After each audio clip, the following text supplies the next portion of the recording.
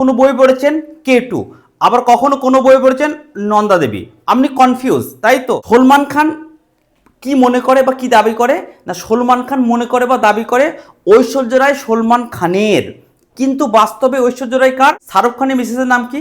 আপনি বিনা দ্বিধায় বলে দিবেন বিতর্ক ছাড়া গৌরী। ঠিক সেরকম এখানে এই উত্তরে কিন্তু কোনো থাকবে না মনে করা, কোনো দাবি করা ইত্যাদি। যদি অপশনে K2 না থাকে তখন কি লিখবেন? কাঞ্চনজঙ্ঘা। আপনি যখন গুগলে সার্চ করেন ভারতের সর্বোচ্চ শৃঙ্গের নাম কি, তখন দেখায় কাঞ্চনজঙ্ঘা। কিংবা আপনি কোনো বই পড়েছেন K2, আবার কখনো কোনো বই পড়েছেন নন্দা দেবী। আপনি কনফিউজ, তাই তো? আজকের পর থেকে আপনি আর কনফিউজ হবেন না। চলুন দেখে নিই কোনো বইয়ে কেন K2 লেখা থাকে ভারতের সর্বোচ্চ শৃঙ্গ। না, 1947 সালে অক্টোবর মাসে জম্মু কাশ্মীরের তৎকালীন রাজা হরি সিং ভারতের সাথে একটা চুক্তি স্বাক্ষর করে, যেটা ছিল ইনস্ট্রুমেন্ট অফ অ্যাসোসিয়েশন চুক্তি।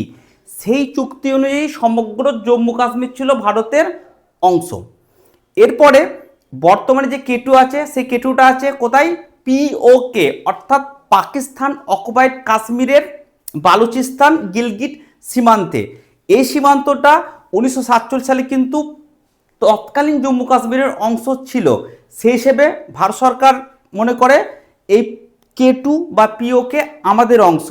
1944 সালে 22শে ফেব্রুয়ারি ভারত সরকার তাদের সংসদে একটা সর্বসম্মত প্রস্তাব পাস করে, যেখানে এই POK ভারতের অংশ হিসেবে দাবি করে এবং আন্তর্জাতিক মহলে ভারত দাবি করে যে সাময়িকভাবে POKের উপর ভারতের প্রশাসনিক নিয়ন্ত্রণ না থাকলেও সার্বভৌমত্বভাবে POKের উপর অধিকার কার আছে? ভারতের।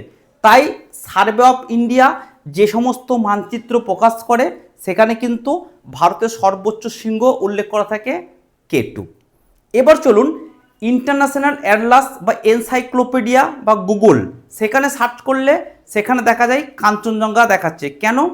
তার কারণ এই সমস্ত সংস্থাগুলো অর্থাৎ ইন্টারন্যাশনাল অ্যাটলাস কোনো দেশের দাবি করা সীমানার চেয়ে প্রকৃত সীমানাটা কার নিয়ন্ত্রণে আছে সেটার উপর বেশি গুরুত্ব দেয়। যেহেতু বর্তমানে K2টা POKের আন্ডারে আছে, তাই গুগল বা ইন্টারন্যাশনাল অ্যাটলাস K2কে ভারতের সর্বোচ্চ শৃঙ্গ হিসেবে দেখায় না, পাকিস্তানের সর্বোচ্চ শৃঙ্গ হিসেবে দেখায় এবং চীনের সীমান্তে অবস্থিত সেটা কিন্তু দেখায়। এরপরে কাঞ্চনজঙ্ঘার অবস্থান কোথায়? না, কাঞ্চনজঙ্ঘা হচ্ছে সিকিম এবং নেপাল সীমান্তে অবস্থিত। যেহেতু সিকিম ভারতের একটা রাজ্য, তাই গুগল কিন্তু ভারতের সর্বোচ্চ শৃঙ্গ হিসেবে কাঞ্চনজঙ্ঘাকে কিন্তু দেখায়। ওকে, আবার অনেক বই লেখা থেকে নন্দা দেবী। কেন? কারণ আমরা জানি সবাই নন্দা দেবী হচ্ছে ভারতের উত্তরাখণ্ড রাজ্যে অবস্থিত, তাই নন্দা দেবী পুরোপুরি কিন্তু ভারতে অবস্থিত। কাঞ্চনজঙ্ঘা দেখুন সিকিম আর নেপাল সীমান্তে অবস্থিত, এখানে কিন্তু তর্ক বিতর্ক আছে, আর POK তো বিতর্ক আছে। তাই সম্পূর্ণভাবে ভারতে অবস্থিত ভারতের সর্বোচ্চ শৃঙ্গ হিসেবে কোনো কোনো বই কিন্তু উত্তরে নন্দা দেবী লেখে।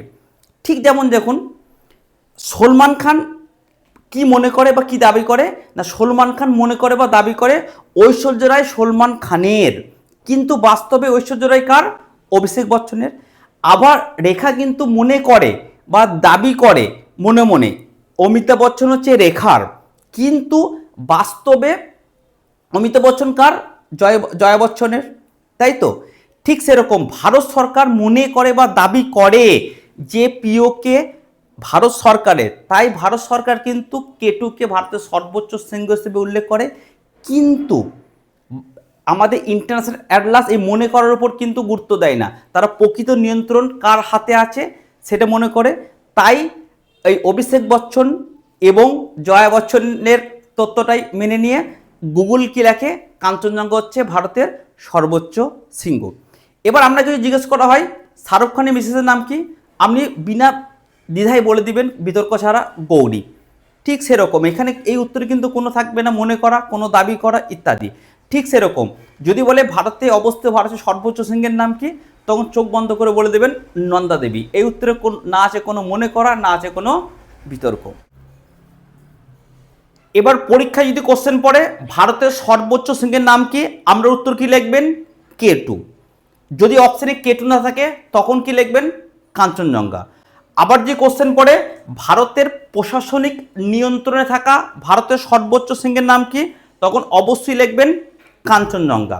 আবার যে কোশ্চেন পড়ে ভারতে সম্পূর্ণ অবস্থিত ভারতের অভ্যন্তরে ভারতের সর্বোচ্চ শৃঙ্গের নাম কি, তখন উত্তর আমরা কি লিখবেন নন্দা দেবী।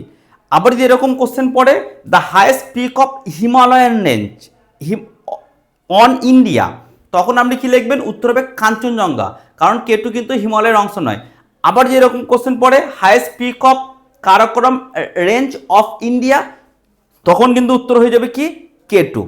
আশা করছি আপনারা বুঝতে পেরেছেন কখন কীরকম প্রশ্ন পড়লে আপনারা কীরকম উত্তর দিবেন। Thank you.